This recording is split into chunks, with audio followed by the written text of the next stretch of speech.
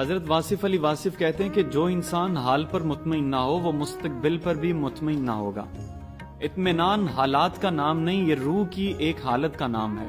مطمئن آدمی نہ شکایت کرتا ہے اور نہ تقاضا کرتا ہے، یعنی انسان کے اطمینان کا تعلق کبھی بیرونی حالات سے نہیں ہوتا۔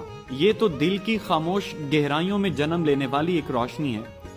جو شخص حال میں بے سکون ہو وہ آنے والے کل کی روشنیاں بھی دیکھ کر مطمئن نہیں ہو سکتا، کیونکہ بے اطمینانی کا سرچشمہ باہر نہیں اندر ہوتا ہے۔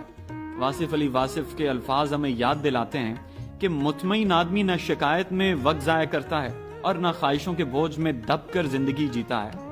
وہ حال کے لمحے کو قبول کر کے اس میں سکون تلاش کرتا ہے، جو نہ زمانے کے بدلنے سے بدلتا ہے نہ حالات کی تیزی سے ٹوٹتا ہے۔ اطمینان ہمیشہ اندر سے پھوٹتا ہے، اور جس نے یہ دولت پالی وہی حقیقت میں زندگی پا لیتا ہے۔